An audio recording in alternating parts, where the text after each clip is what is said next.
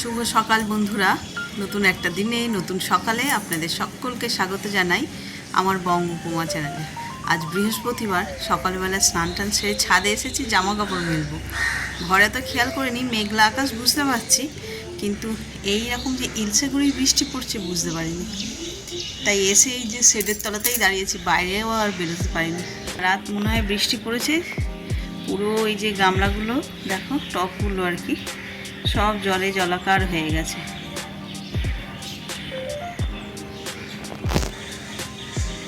চতুর্দিকে তো এই বৃষ্টিতে এখন আর কাপড় মেলে লাভ নেই, সিঁড়ির ঘরেই ভালো করে মেলে দিয়ে চলে যাই। গাছে ফুল ফুটে রয়েছে অনেক, কিন্তু স্নান হয়ে গেছে না, তার ভিজবো না।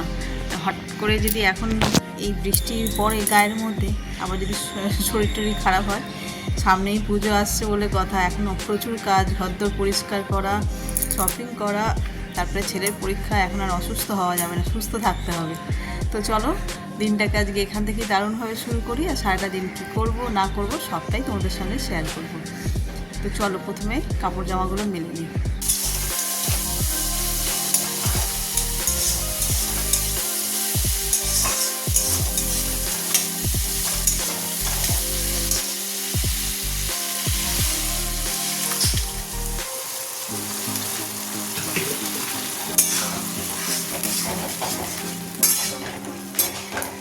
লাউ দিয়ে ডাল হচ্ছে আজকে, বেশ ঘন ঘন করে প্রেসারে দিয়েছিলাম, লাউগুলো গলেও গেছে ডালের সঙ্গে, ভালো লাগছে। চলো এতে নুন হলুদ সব দেওয়া হয়েছে, এবারে চিনি দেবো আর দেবো কী বলে গুঁড়ো মশলা, লঙ্কা জিরে ভেজে গুঁড়ো করে রেখেছি, ওটাই দেবো।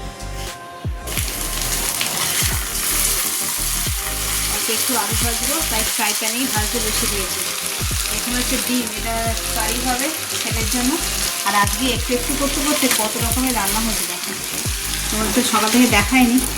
এখানে ওই যে স্পেশাল ডাটা ঝিঙে দিয়ে পোস্ত, মানে আর এখানে হচ্ছে লাউ দিয়ে একদম চাপ চাপ করে ডাল বানিয়েছি। এখানে মায়ের জন্য আছে কচুমরিচ, আর এতে ওই যে গতকালকে ইলিশ ভাপা,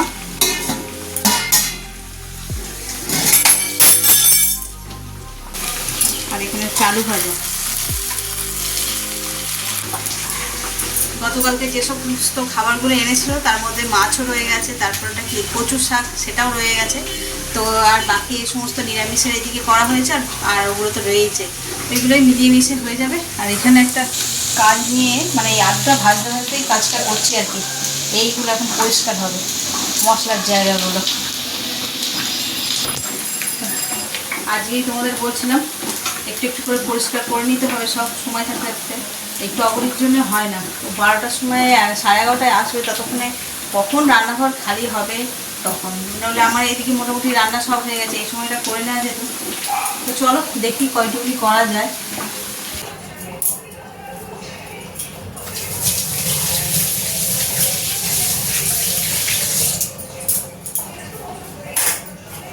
শুভ সন্ধ্যা বন্ধুরা, সন্ধ্যাবেলা এসে চা করতে আর একটু রেডি হচ্ছি, বেরোবো ছেলেকে নিয়ে। এখন রেডি হয়নি, জাস্ট জামাটা পরেছি, চাটা বসাচ্ছি, চা করে নিয়ে আর বেরোবো।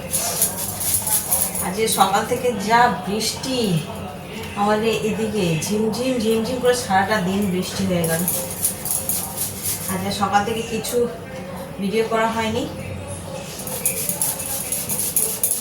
তার কারণ আছে অবশ্য, শুয়ে বসে ল্যাদ খেয়ে কাটায়নি, কিন্তু অন্য একটা জরুরি কাজে ব্যস্ত ছিলাম। তো চলো এখন একটু বেরোনো যাক।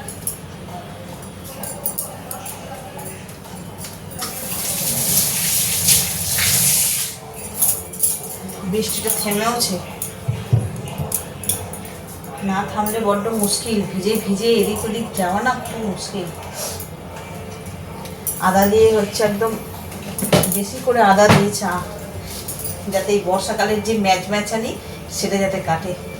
আমি যদিও খাই না, কিন্তু যারা খাবে তাদের যেন কাটে।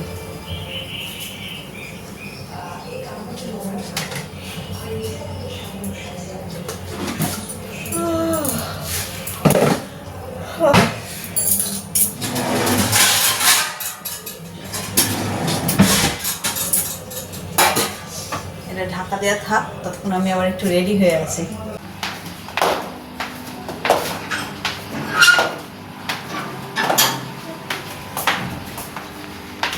এই যে বেরিয়ে পড়লাম হাতে ছাতা নিয়ে, মেঘ করেছে, মনে হয় বৃষ্টি আসবে।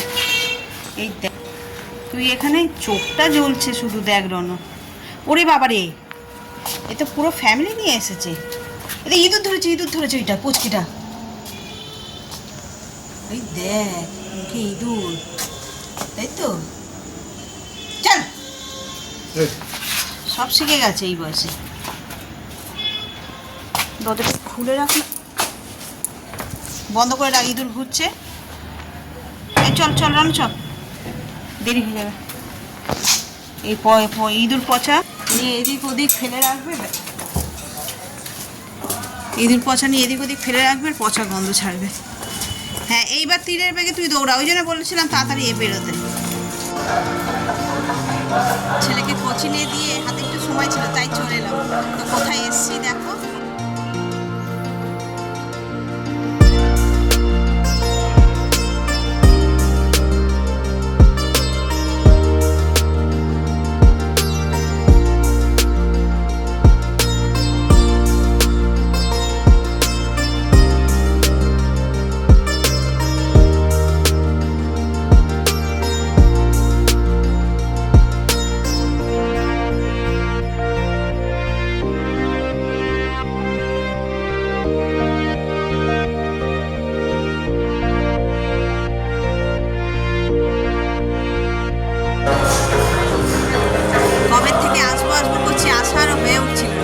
হঠাৎই আজকে দেখো কেমন মা ডাকলো, চলে আসলাম।